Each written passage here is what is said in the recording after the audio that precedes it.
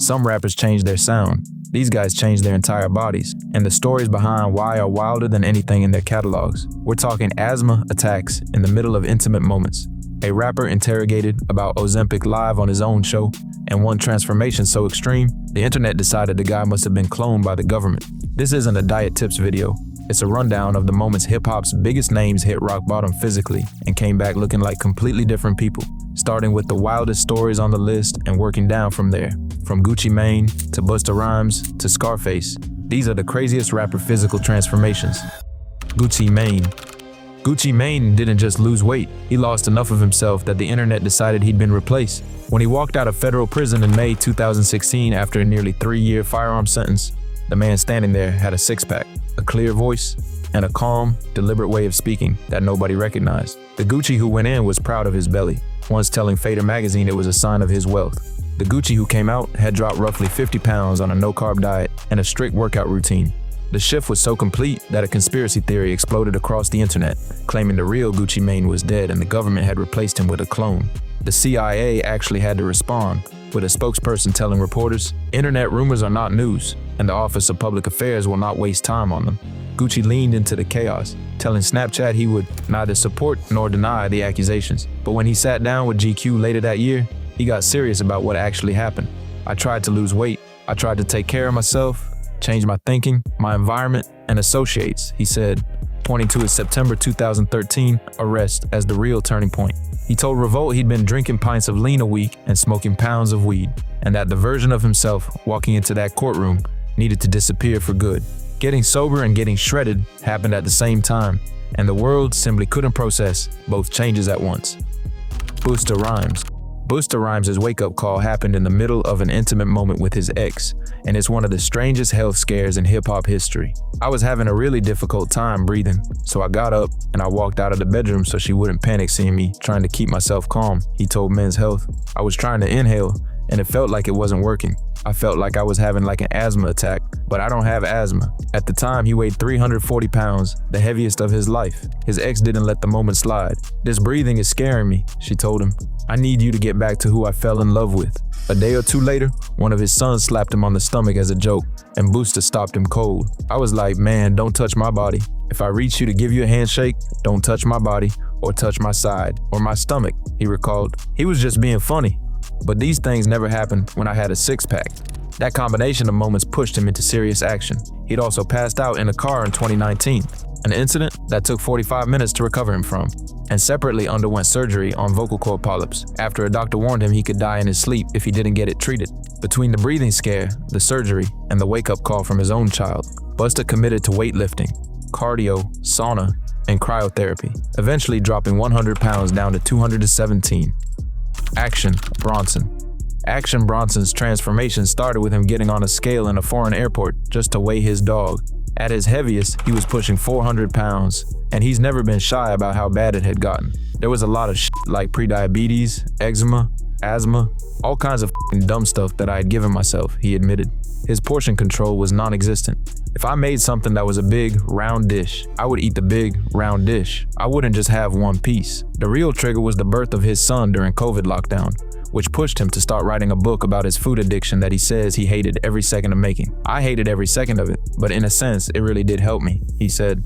"It was one of those eye-opening things for me that was like, damn, all right, what the am I writing? This is out of control. Get my together." Over the next year, he dropped roughly 130 pounds through strongman style training, kettlebell swings, and green juice, and he's been characteristically blunt about the results. "I've lost like 80 pounds, man," he told Men's Health mid-journey.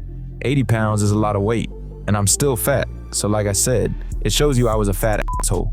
Right now, I'm just an asshole. By the time he was done, he'd shed over 160 pounds total, dropping from close to 400 down to around 240, without a single gimmick.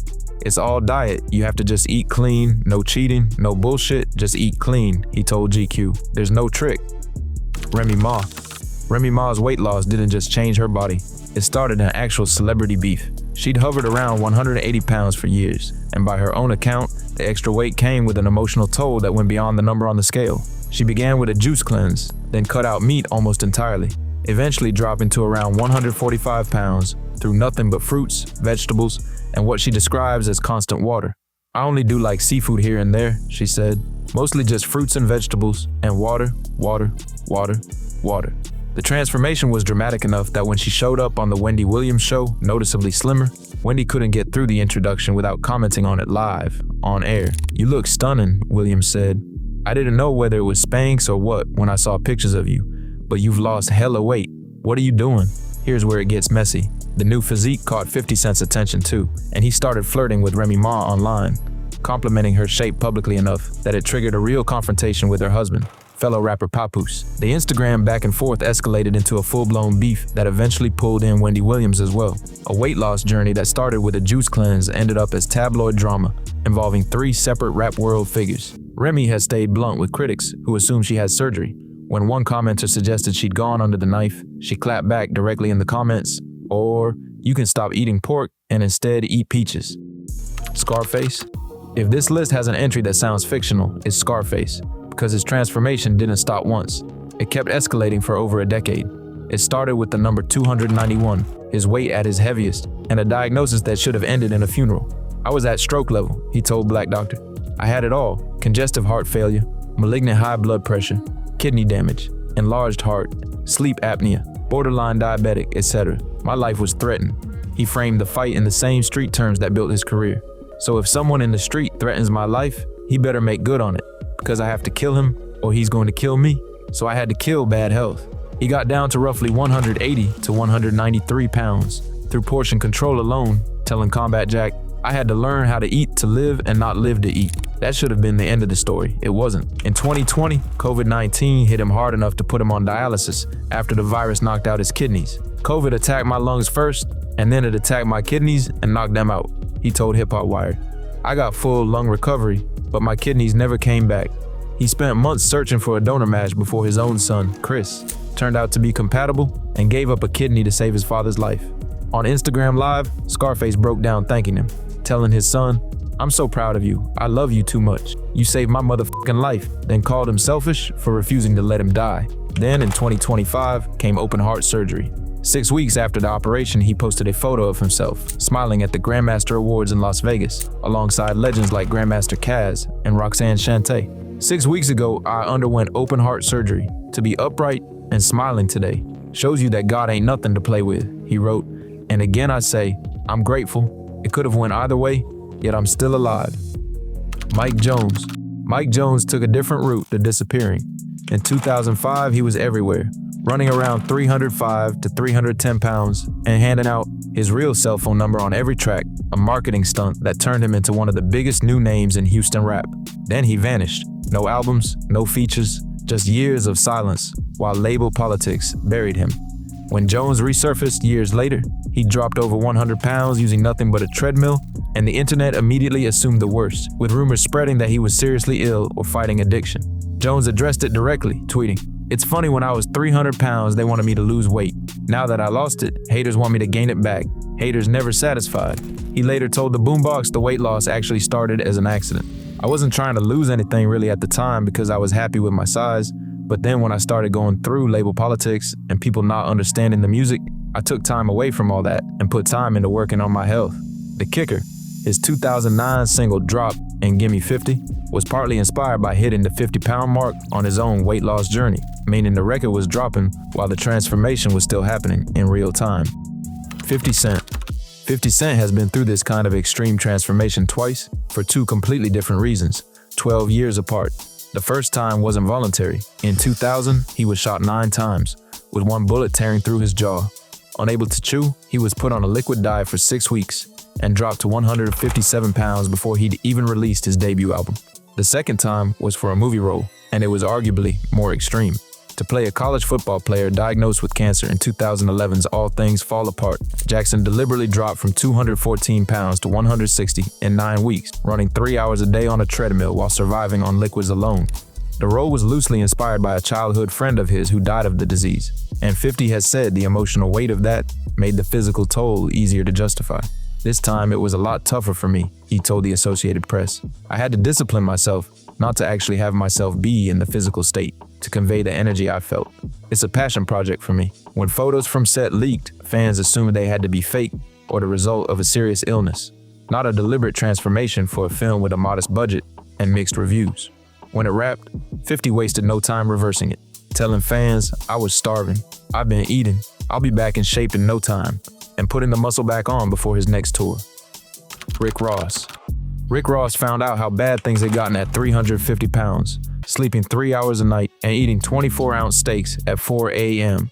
In 2011, his body forced the issue. He suffered 2 seizures within 6 hours, one of them mid-flight, severe enough to force his private jet into an emergency landing. He ended up in a doctor's waiting room, surrounded by men decades older than him.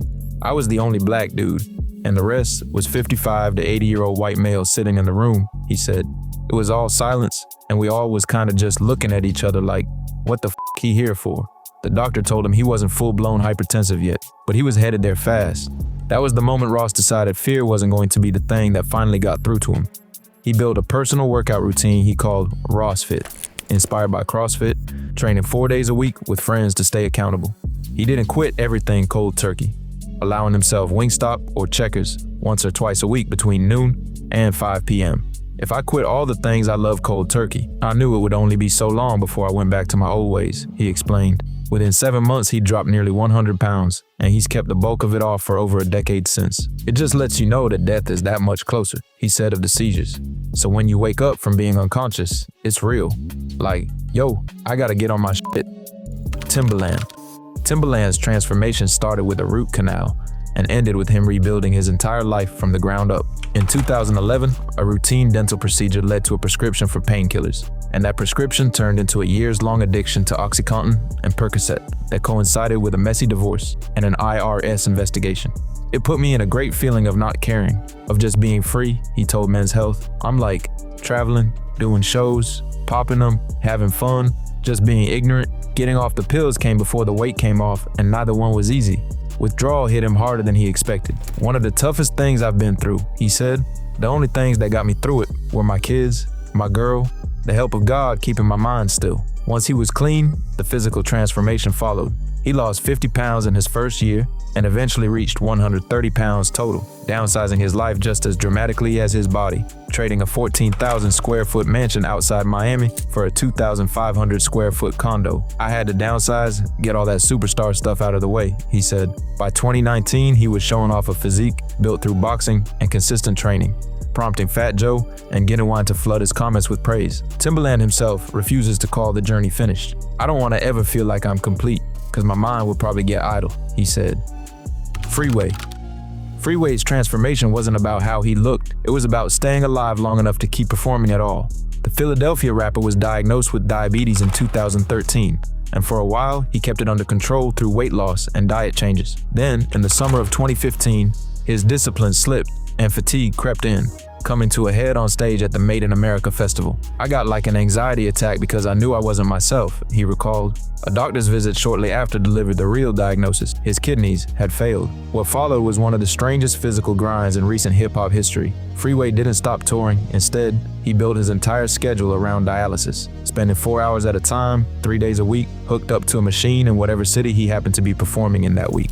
Every city I went to, I had to do dialysis and flew to the next city, he said. It was definitely a challenge, but I did it. He eventually received a kidney transplant and turned the entire experience into a documentary called Think Free, using his platform to push other black men toward getting checked for the same risk factors that nearly ended his career. I was walking around with the risk factors and was unaware of it, he said. If I knew, of course, I would have done something to take care of myself. Fat Joe. Fat Joe's transformation started at a funeral. At his heaviest, he weighed 470 pounds, and the moment that changed everything was standing over the casket of his close friend, Big Pun, who died of heart failure at 28 years old, weighing 700 pounds. I went to his funeral, and he had a daughter like me, Joe told Men's Fitness. It was almost like Ebenezer Scrooge. I walked up in the funeral, and I said, "This is gonna happen to you, and you're gonna leave your family looking like this." That moment sat with him for years before it turned into action. Joe eventually lost over 200 pounds through a combination of cutting carbs, watching his blood pressure and cholesterol every 3 months, and as he's openly admitted, using Ozempic. He's been candid that his wife actually prefers him bigger, joking she hallucinates like I'm still that big boy. But the health math outweighed the sentiment. Joe put it bluntly to Big Boy, explaining that his entire brand was built on that nickname, saying, "When I come out at the World Series, they say, Rapper Fat Joe. If they just said, Rapper Joe, you wouldn't know who the hell that is. Losing the weight meant risking the very identity that made him famous, and he did it anyway. Missy Elliott. Missy Elliott's transformation wasn't a choice, it was a diagnosis. In 2008, her legs started jumping uncontrollably while she was driving. I was trying to put my foot on the brake, but my leg was jumping, she told The Guardian. I couldn't keep the brake down and almost crashed. That tremor turned out to be a symptom of Graves' disease, an autoimmune disorder that sent her thyroid into overdrive and stripped weight off her body rapidly and visibly. The disease came from more than her frame. It causes hair loss, your eyes bulge, she told Billboard in 2015. My blood pressure was always up from just overworking. Her longtime collaborator and protege, Shariah J., watched it happen up close, later describing it to Billboard as a period of extreme headaches, extreme weight loss, compounded by the pressure of going through it as a public figure with people, watching and judging every appearance. The disease also took her voice away from her in the most literal sense. I couldn't write because my nervous system was so bad, she said. At one point, her hands shook too badly to hold a pencil, and her friend Monica had to physically write lyrics down for her. I felt helpless, Missy admitted. She stepped almost entirely out of the spotlight for the better part of a decade, while she got the condition under control through medication, then diet, and exercise once she came off it. By the time she resurfaced for her first ever headlining tour in 2024, she'd been managing the disease for over 15 years. Every day I wake, I'm blessed to be here and in good health, she said. I'm feeling so much better now. That was a run. Mase. Mase got called out for his transformation live, on camera, by his own co-host. In September 2024, the Harlem rapper showed up on the season 5 premiere of his and Cameron's show It Is What It Is, looking noticeably leaner, and Cam didn't hesitate. You took the needle? He asked, half joking about Ozempic in front of the entire audience. Mase pushed back with the actual story. He'd lost 70 pounds by hiring a professional bodybuilder named Ricky Moore, who put him on an alkaline diet of nothing but fruit, vegetables, and water. Cam eventually came around on camera telling him, I like that. You look great, man. You look like you back in high school. What makes this one different from the rest of the list isn't the number, it's the setting. Most rappers announce a transformation through an Instagram post or a magazine interview where they control the narrative. Mase got interrogated about his in real time, in front of a live audience, by someone who's known him since the Bad Boy era, Lil Jon. Lil Jon spent 2 decades as the loudest voice in crunk music. In 2025, he became a competitive bodybuilder. The Atlanta producer had quietly been paying more attention to his health for years. A shift, he says, accelerated after a friend went through triple bypass surgery. The real turning point came with his 2024 Super Bowl halftime show appearance alongside Usher, which pushed him into serious training for the first time in his life. His trainer saw something in him that Lil Jon himself hadn't considered. After the Super Bowl, the two started building toward an actual competition. By September 2025, Lil Jon had placed 3rd in the men's physique category at the Muscle Beach Championship, reportedly reaching a body fat percentage as low as 5.4%. He laid out the regimen plainly in an interview with TMZ. My diet is high protein, low carbs, spring water, no sugar, and no processed foods, he said. I've been hitting the gym 3 to 4 days a week for 2 years now. When fans asked how he'd pulled it off, he offered one simple piece of advice. Incline the treadmill to 15.